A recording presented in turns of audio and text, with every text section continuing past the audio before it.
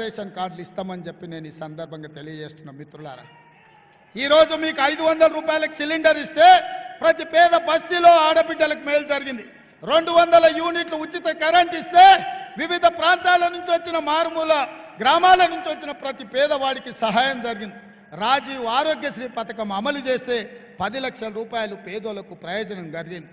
RTC బస్సులో ఉచిత ప్రయాణం ఇస్తే ఆడబిడ్డలు ఎక్కడి నుంచి ఎక్కడికైనా పని చేసుకోవడానికైనా ఉద్యోగానికి పోవడానికైనా గుడికి పోవాలన్నా పిల్లల్ని బడిలో ఇడవాలన్నా అప్పుడప్పుడు ఇంటి ఆయన మీద కోపం వస్తే అమ్మగారి ఇంటికి పోవాలన్నా ఈరోజు ఆర్టీసీ బస్సు ఎవరిని అడిగే పరిస్థితి లేకుండా పోయింది.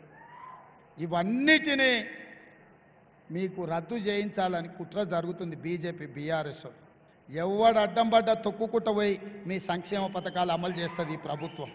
ఎవరు కుట్రలు చేసినా కుతంత్రాలు చేసినా కేంద్ర ప్రభుత్వం సహకరించినా సహకరించకపోయినా చంద్రశేఖరరావు మీకు అన్యాయం చేయాలని చూసినా మిమ్మల్ని ఆదుకునే బాధ్యత ఈ ప్రభుత్వం తీసుకుంటుంది. మీకు అండగా నిలబడతాం. మళ్ళొక్కసారి మీకు అందరికీ విజ్ఞప్తి చేస్తున్నా, నేను మళ్ళీ తొందరలోనే వస్తా. అక్కను సునీతమ్మను పార్లమెంట్ సభ్యురాలుగా అత్యధిక మెజార్టీతో గెలిపించండి. అక్కకు అండగా నిలబడండి.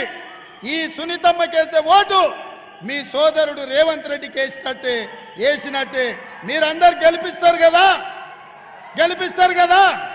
మీరందరు గెలిపిస్తారు కదా. గెలిపిస్తామన్న వాళ్ళందరూ లేచి నిలబడి చేయి పైకెత్తండి. జై కాంగ్రెస్.